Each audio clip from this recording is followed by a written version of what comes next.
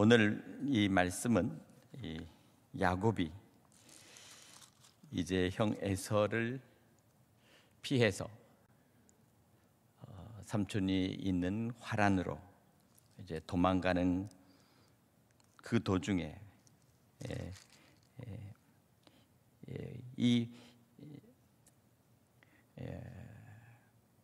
그가 가는 그 광야 한 곳에서 이제 돌베개를 베고 잠을 자다가 그가 비로소 하나님을 만나는 그러한 놀라운 그 꿈을 꾸게 되는 것입니다.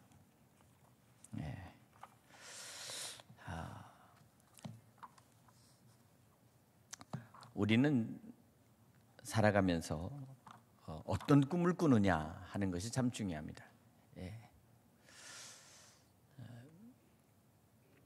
그런데 또 한 가지, 꿈이라고 하는 것은 때로는 내가 가장 바라고 소원하는 그것이 이루지 못한 것이 꿈으로 이루어지는 경우가 많이 있습니다. 꿈은 참 인간에게 주어진 가장 특이한 현상 중의 현상입니다. 왜 꿈을 꾸게 될까요? 꿈을 꿀 때 나타나는 그 생생한 기록들은 우리에게 무엇을 암시할까요? 바로 그것은 꿈을 통해서 역사하시는 하나님의 그 채널이 있다는 사실을 우리는 비로소 알아차리게 됩니다. 하나님은 인간에게 당신의 계시, 하나님의 그 계획을 알려주시기 위해서 우리에게 꿈을 꾸게 하시고 그 꿈 속에서 우리를 만나주시는 것을 여러분 믿으시기 바랍니다.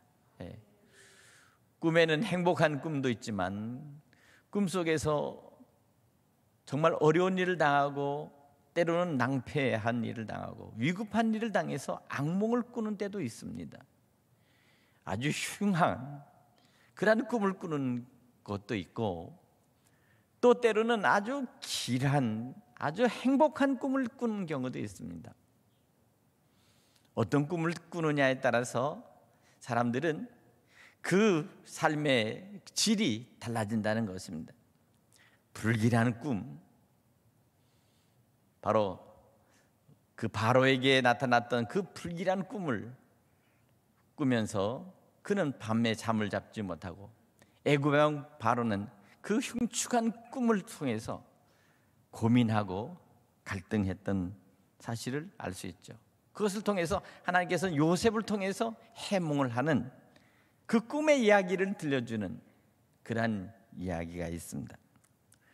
오늘은 여기 이 야곱의 꿈을 통해서 우리는 하나님께서 그와 어떻게 하는가, 오늘 여기 보니까 꿈에 본즉 사닥다리가 땅 위에 서 있는데 그 꼭대기가 하늘에 닿았고 또 본즉 하나님의 사자들이 그 위에서 오르락 내리락 하고, 오늘 창세기 28장 12절 말씀입니다. 꿈에 본즉, 오늘 여기 야곱이 꿈속에서 그가 비로소 앞으로 자기의 삶에 대하여 고민하고, 그리고 아마 그는 고민 가운데 아마 잠들었을 것입니다. 홀로 그 광야에서 돌을 베고 자는 그 삶이 얼마나 고단할 뿐만 아니라 얼마나 외롭고 고독했겠습니까? 바로 그렇게 그러한 상황 속에 처해 있는 자신의 환경, 자신의 처지, 어쩌다가 내 신세가 이렇게 됐을까? 아버지의 축복과 그리고 또한 형의 모든 그 앞으로의 그 축복에 대한 모든 그것을, 그 꿈을 자기가 돈으로 주고 샀는데 결국에는 자기에게 돌아오고 자기가 처해 있는 것은 이제 가장 위급하고 도망자의 신세가 되어버렸다는 사실입니다. 이것입니다. 꿈은 아무리 좋은 꿈을 내가 돈을 주고 사고 더 나은 어떤 것을 주고 산다 할지라도 그 꿈 이후에 벌어질 일들에 대해서는 아무도 자신할 수가 없고 아무도 그것을 자랑할 수가 없다는 거예요. 이것이 바로 꿈의 비밀입니다. 오늘 그렇게 그는 아마 틀림없이 그는 꿈속에서도 하나님 앞에 기도하는 내용이 오늘 본문의 내용입니다. 그런데 문제는 뭡니까?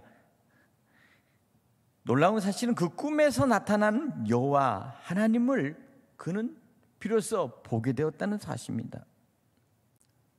13절의 말씀 보니까 여호와께서 그 위에 서서 이르시되 나는 여호와니 너의 조부 아브라함의 하나님이요 이삭의 하나님이라.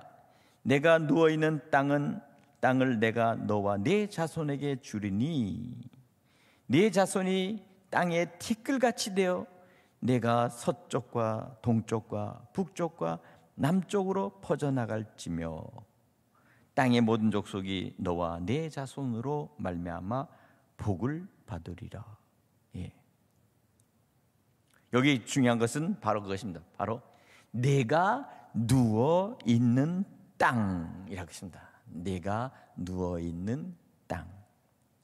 마치 하나님께서는 야곱이 그 누워 있는 그 땅, 바로 그 땅을 바로 그곳을 중심으로 해서 콤파스로 삥 둘러서 원을 그리듯이 하나님께서는 그에게 동서남북 바로 그곳에 너희의 자손들의 그들의 수가 티끌같이 많아지며 그 땅을 차지하고 그리고 그 땅으로 인해서 땅의 모든 족속이 너와 네 자손이 복을 받으리라 이렇게 말합니다.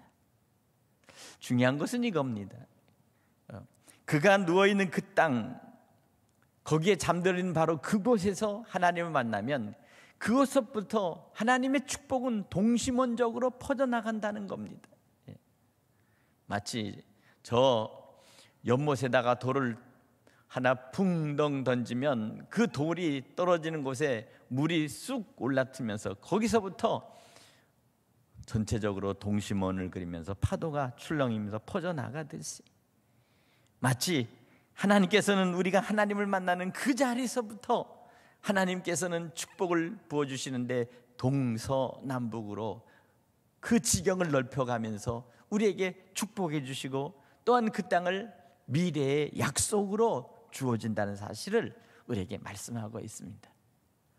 오늘 사랑하는 여러분, 이 시간 여러분도 꿈에서라도 주님을 만나고 하나님을 만나보는 은혜가 있기를 간절히 축복합니다. 이것은 사모하는 자에게 나타나는 것입니다. 하나님을 바라보는 자에게 나타나는 것입니다. 하나님의 그 마음과 하나님의 계획을 사모하고 야곱은 그렇게 그것을 소원했습니다. 하나님의 축복이 무엇이며 하나님께서 함께 하시면 어떠한 축복이 이루어지는지를 바로 그는 그의 조부 아브라함을 통해서 보았고 또한 그는 자기의 아버지 이삭을 통해서 하나님이 함께 하시면 어떤 결과가 나타나는가 하는 것을 그는 알고 있었습니다. 자기의 할아버지 아브라함이 그 먼 하란에서부터 수없이 많은 강을 건너서 바로 가나안 땅까지 이를 때까지 하나님은 그를 지키시고 보호하시고 함께 하시는 하나님이시라는 것입니다. 또한 그의 모든 것들을 그를 보호하기 위해서 수없이 많은 그 대적들을 물리쳐 주신다는 사실을 알았습니다.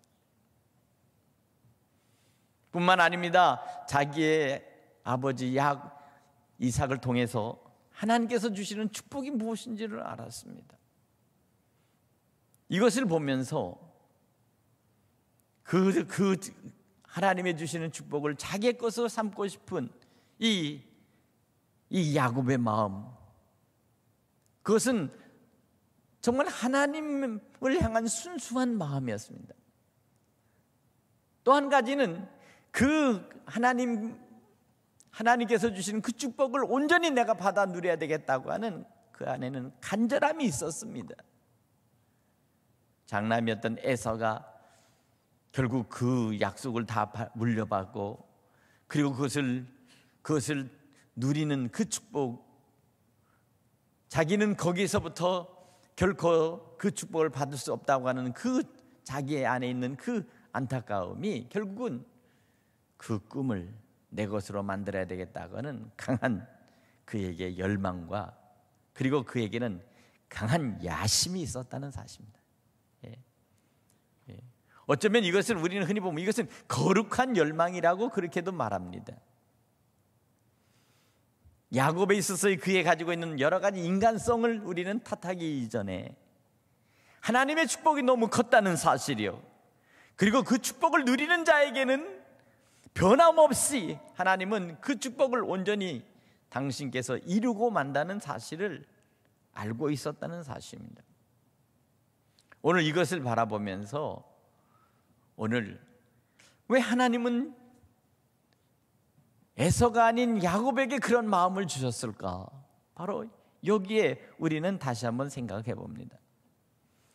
하나님의 구원의 계획은 이미 인류 역사에 있어서부터 언제나 첫 번째 것, 당연히 이루어져야 할 그것을 하나님께서는 포기하시고 두 번째 것, 두 번째에다가 언제나 하나님께서는 당신의 뜻을 이루고자 하는 그런 계획을 가지고 계셨는지 모르겠어요. 왜냐하면 첫째 아담이 하나님 앞에 범죄하고 타락했기 때문에 하나님께서는 이제 둘째 아담이신 예수 그리스도를 이 땅에 보내주실 계획을 가지고 있었기 때문이 아니겠어요?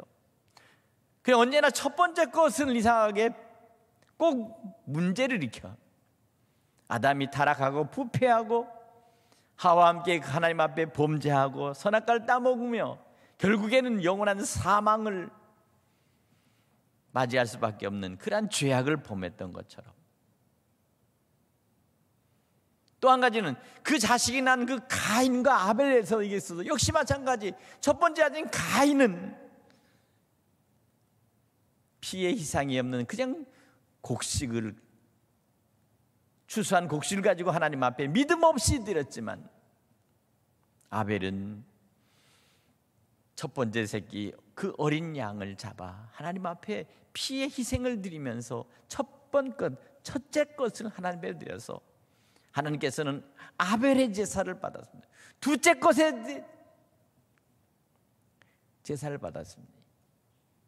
그러니까 결국 가인이 화가 나서 결국 아벨을 결국 들에서 결국 쳐 죽였습니다.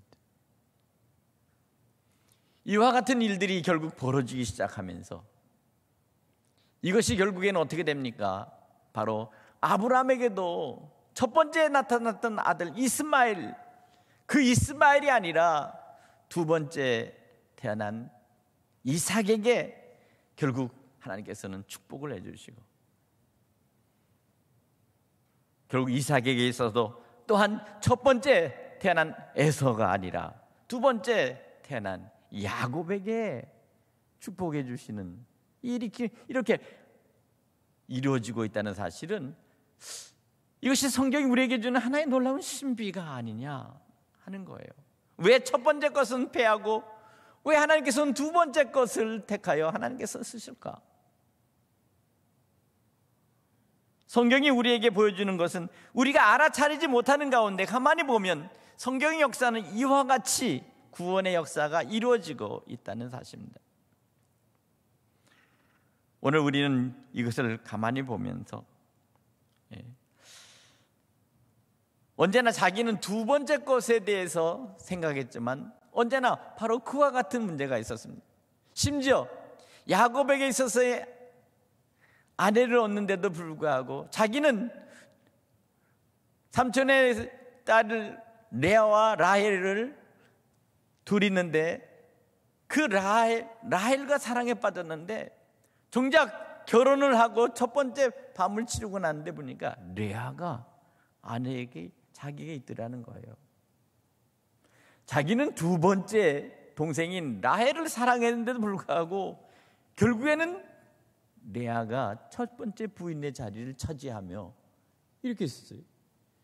그러니까 인생의 비극 속에서 언제나 꼬이고 꼬여서 언제나 우리는 두 번째 것이 언제나 돌아오는 역사로 우리에게 되어지는 것입니다.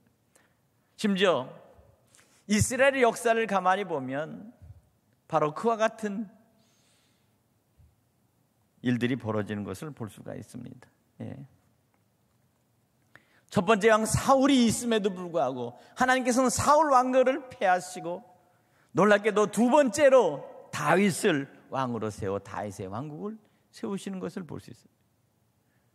모든 사람들이 그렇게 원하고 바랬던 바로 그 이스라엘 왕은 잘생기고 키가 크고, 그리고 정말 어디다 내놔도 정말 내세울 만한 그러한 인물의 왕, 바로 그것이 뭐냐? 기스의 아들 사울이었습니다. 능력이 많아서 소 12결의로 밭을 가는 그런 힘과 능력이 있었습니다. 12결이라고 하면 소가 한 결이가 2마리니까 24마리가 한 번에 동시에 쟁기를 밟고 끌면서 밭을 가는 바로 그러한 일을 하는 사람이 바로 사울입니다. 그래서 왕을 세웠지만 결국에는 마지막에 하나님의 뜻을 불순종하였기 때문에 하나님께서는 사울을 왕으로 세운 것을 후회한다고 그렇게 사무엘 선지자에게 말하고 있어요. 그러면서 사울을 패하시고 그리고 다윗을 세워갑니다. 이와 같이 하나님은 언제나 두 번째 것에 하나님의 뜻을 두고 계시는 것은 왜 그럴까? 오늘 이것이 바로 우리에게 주어진 하나의 이 성경을 읽어가는 데 있어서의 하나의 비밀과 같은 열쇠다 하는 것입니다. 열쇠.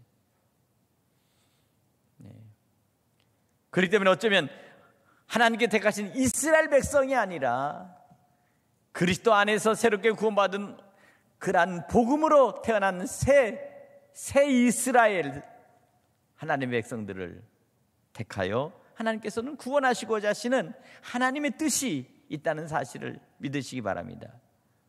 바울은 고민했습니다. 그러면 유대인 이스라엘 사람을 패한 것이냐?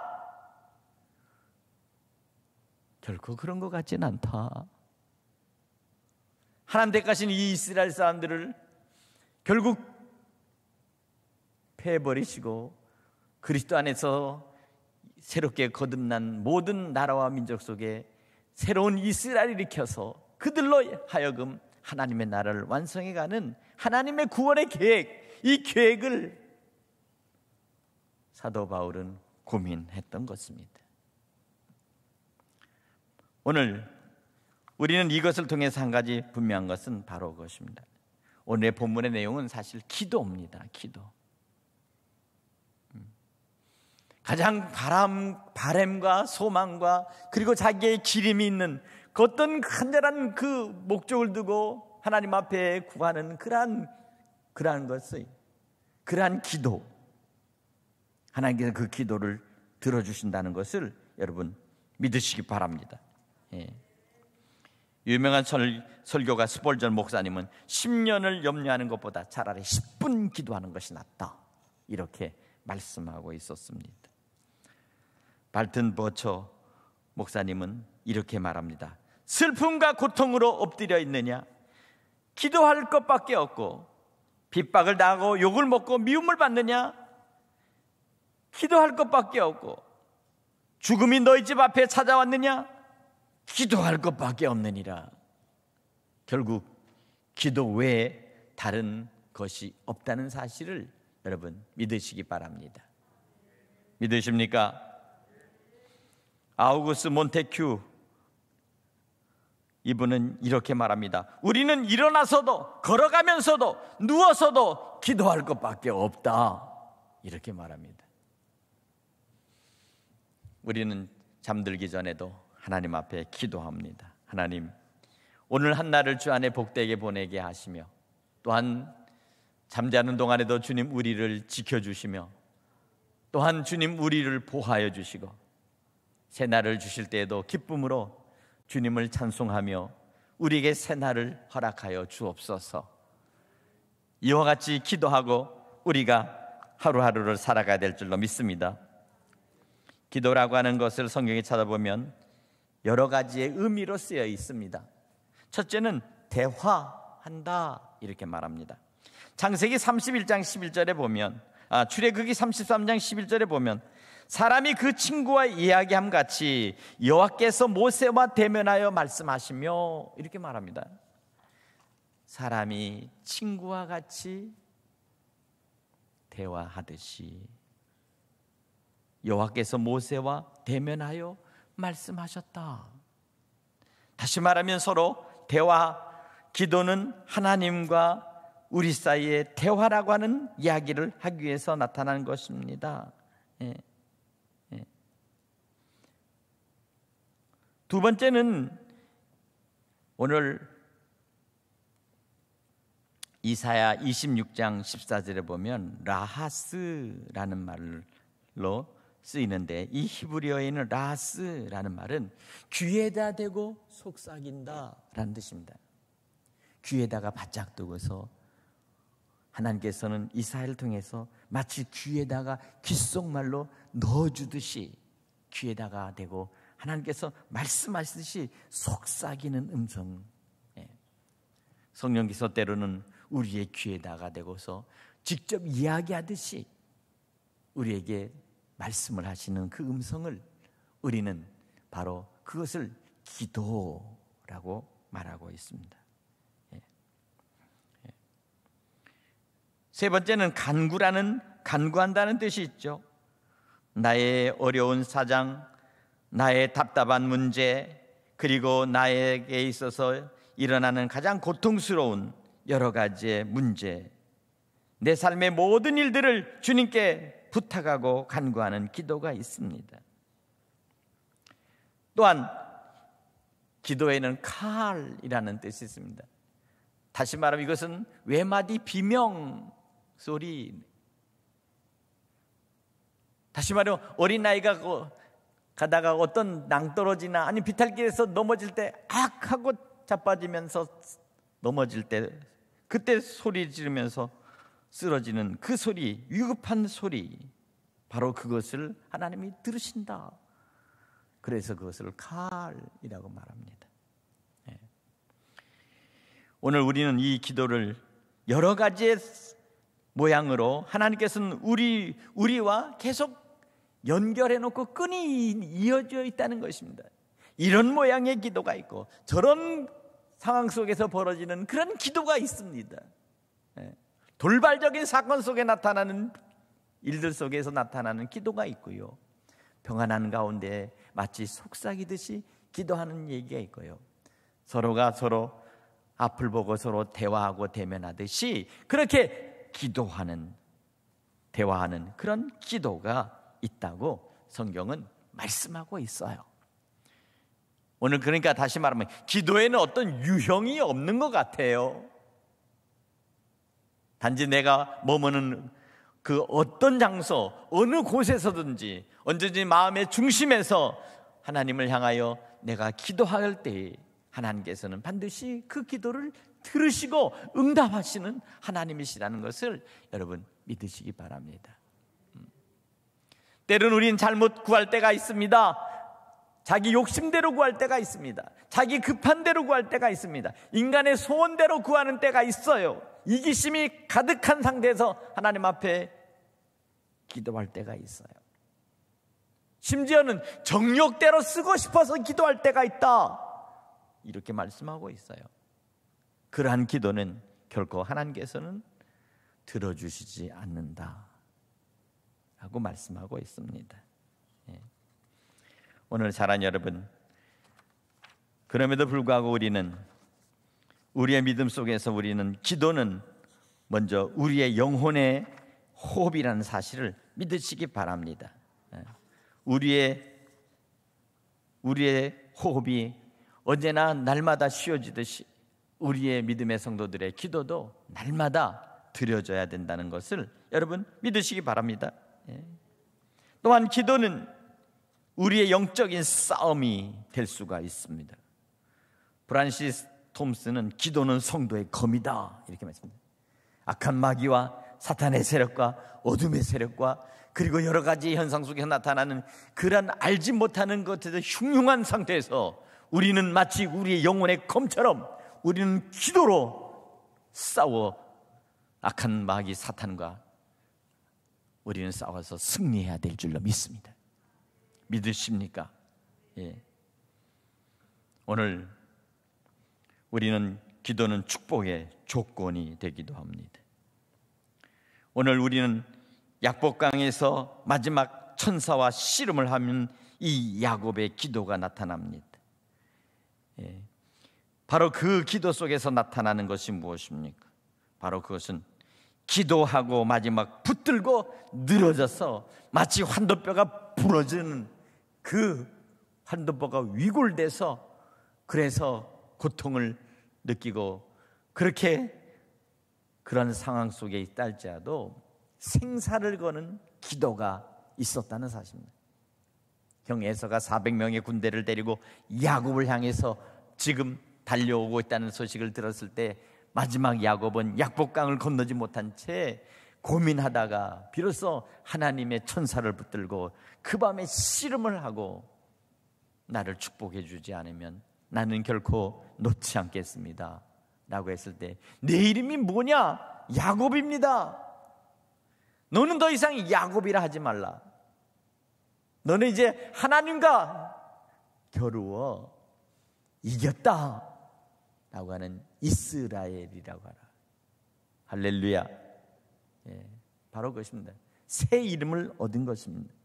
기도를 통해서 비로소 그는 새로운 이름을 얻고 이제는 과거의 야곱이 아니라 이제는 이스라엘, 하나님과 더불어 싸워 이긴 자라는 것으로 그 이름을 가지고 이제 세상을 살아가라는 것입니다.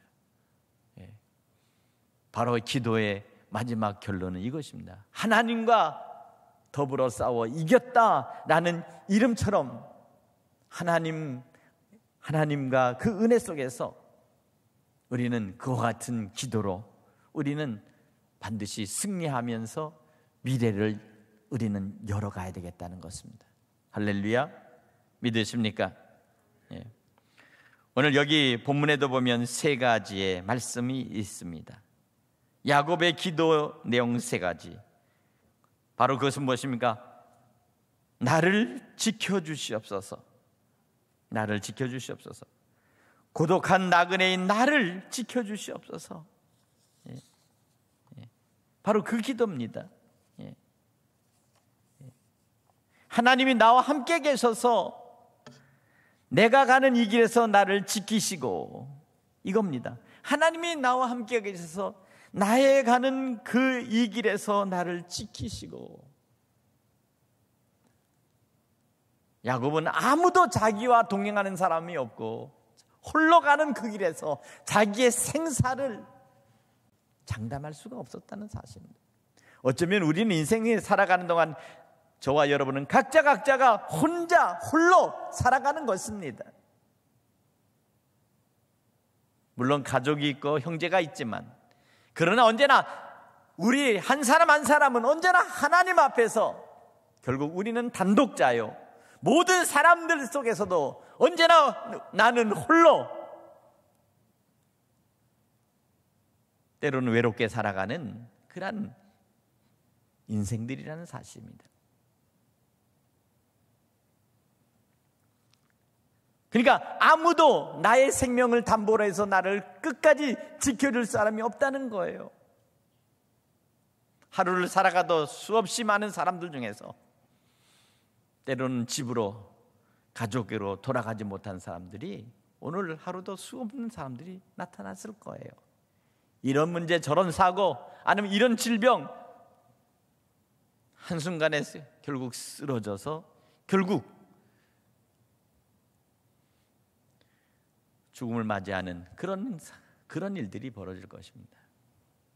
그러니까 야곱은 하나님이 나와 함께 가셔서 나와 함께 계셔서 바로 이것입니다.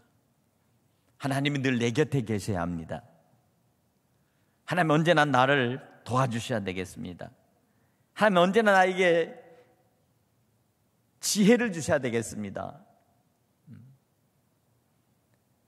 하나님이 내 옆에 계셔서 라는 이 말 속에는 참으로 많은 것이 포함되어 있습니다. 많은 의미가 포함되어 있습니다. 오늘 여러분에게 언제나 하나님이 여러분 곁에 계시기를 간절히 축원합니다. 주의 성령께 언제나 여러분과 함께 가시기를 간절히 축복합니다. 그 자리가 어떠한 자리가 됐든, 또한 여러분들이 그 일을, 어떤 일을 함에 있어서도 하나님 여러분을 지켜주시고 하나님께서 여러분과 함께 하실 때 기뻐하실 수 있는 일들이 언제나 있어지기를 간절히 축복합니다. 이것입니다. 두 번째로는 그가 간절히 바라는 것은 먹을 떡과 입을 옷을 주시오입니다. 먹을 떡과 입을 옷을 주시오. 사람이 살아가는 데 있어서 가장 필요한 것이 바로 먹는 것과 입는 것이라는 것입니다. 다시 말하면 경제의 문제가 있다는 것입니다. 경제의 문제. 아마 어떤 사람이 여행을 하다가 돈이 똑 떨어졌습니다. 그런데 지복은 너무도 멀고 갈 길도 먼데 참 이와 같은 일이 벌어지면 얼마나 다급하겠어요. 시골로 표를 사야 되는데 지갑을 열어보니까 돈이 모자랍니다. 정말 그때 그 사람이 얼마나 안타깝겠습니까? 먹고 싶은데 음식점 앞에 갔는데 보니까 돈이 모자랍니다. 식당 앞에 가서 물끄러미 쳐다보다가 다시 돌아섭니다. 아마 그런 사정과 그런 처지에 빠져 있다면 정말 그것은 참 너무도 힘들고 어려울 거예요. 그러나 인생을 살아가다 보면 때로는 그러한 일들이 벌어지는 경우가 있습니다. 딱히 언제라고 할 것은 없지만 그러한 상황에 맞아 떨어지는 많은 사람들이 있어요. 이 세상에는 수없이 많은 어려움과 비극들이 기다리고 있고 먹는 문제가 가장 힘들어지고 어려워서 어린 자녀와 함께 같이 먹을 것이 없어서 굶어 죽는 사람들이 있다는 사실입니다. 입을 것이 없어서 정말 고통당하는 사람이 있다는 사실입니다. 참 그런 걸 보면 지금 오늘 이 시대를 가만히 보면 정말 우리는 참 잘 먹고 잘 살죠. 그러나 지금 저 우리의 북녘에 있는 우리 동포를 보십시오. 먹을 것과 입을 것이 없는 우리의 형제와 우리의 동포들이 2,300만 명이 있다는 사실을 우리는 결코 간과해서는 안 됩니다. 이것이 가장 큰 민족의 고통이요 우리의 가장 큰 아픔입니다. 그것에 대해서 지금 아무도 말하지 않습니다. 저들은 저들이 알아서 하겠지 라고 해서 우리는 그냥 무시해버리잖아요. 여러 가지 정치적인 문제가 있습니다. 저들은 그럼에도 불구하고 그들이 만들어 놓은 핵무기를 결코 폐기하지 않고 끝까지 붙들고 있습니다. 그것이 곧 2,300만 명의 그 죽음과 고통의 바로 그 인질이 되어 있다는 사실입니다. 이것이 바로 오늘 이 시대에 우리에게 주어진 문제입니다. 한쪽에서는 먹을 것이 냉장고에 쌓여서 썩어 나가는데 한쪽에서는 먹을 것이 없고 입을 것이 없어서 굶주리다가 아사에 굶어 죽는 이러한 현상들이 지금 이 시대에도 벌어지고 있다는 것. 먼 나라가 아닙니다. 먼 나라가 아닙니다. 도와주고 싶어도 도울 수 없으며 도움받고 싶어도 도움받을 수 없는 서로의 처지에 빠져 있는 그러한 가장 큰 비극이 바로 오늘 우리 민족에게 지금 있는 형벌입니다. 먹을 것과 입을 것이 있게 해달라고 하나님 앞에 기도합니다. 그리고 마지막에 무엇입니까? 내가 평안히 아버지 집으로 돌아오게 하시면 여호와는 나의 하나님이 될 것이다. 중요한 것은 무엇입니까? 아버지의 집입니다. 바로 이 아버지의 집, 바로 이것이 바로 언제나 하나님의 축복의 가장 근거가 되는 집입니다. 아버지의 집. 예수님께서도 예루살렘 성전에서 이것은 내 아버지의 기도하는 집이다. 내 아버지께 기도하는 집이다. 이렇게 했습니다. 아버지께 기도하는 집. 아버지가 살아있는 동안 결코 아들을 끝까지 책임져 주고 지켜준다는 것입니다. 오늘 우리는 그렇기 때문에 우리를 지키시고 우리와 함께 하시는 바로 그분이 우리에게 영원한 하늘 아버지가 계시다는 사실을 여러분 믿으시기 바랍니다. 이와 같이 할 때 그는 세 가지를 마음에다가 결심합니다. 내가 기둥으로 세운 이 돌이 하나님의 집이 될 것이다. 하나님의 성전이 될 것이다. 두 번째는 무엇입니까? 하나님께 내게 주신 모든 것의 10분의 1을 내가 온전히 하나님께 드릴 것이다. 11조를 하나님 앞에 약속합니다. 오늘 그리고 또 하는 겁니까? 여기 보니까 여호와께서 나의 하나님이 되실 것이다. 여호와께서 나의 하나님이 되실 것이다. 오늘 사랑하는 여러분, 가장 어렵고 힘든 이때 우리는 어떤 기도를 우리는 주님께 드려야 되겠습니까? 정말 이 사순절 기간 동안에 우리는 기도의 제목을 하나님 앞에 가지고 나와 하나님 앞에 기도하면서 목적을 이룰 수 있기를 간절히 바랍니다. 이번 사순절 기간 동안에 정말 하나님 앞에 야곱이 하나님 앞에 소원하여 기도하듯이 우리도 하나님 앞에 소원하고 하나님 앞에 기도할 수 있는 그러한 여러분들 되시기를 간절히 축원합니다. 여기 야곱이 소원하여 이르되 소원, 다시 말하면 마음의 결심을 했다 그 말입니다. 내가 반드시 이것을 지키겠습니다 라는 마음의 결심의 기도를 드렸다는 거예요.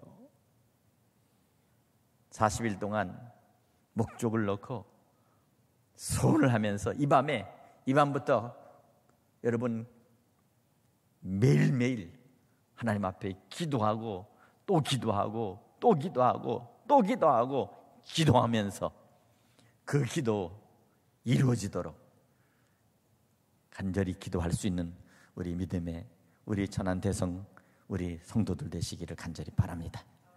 그리고 기도의 응답이 오늘 4월에 꽃이 필 때 그 기도가 응답됐다는 기쁜 소식이 들려올 수 있기를 간절히 소망합니다. 기도하겠습니다. 하나님 아버지시여,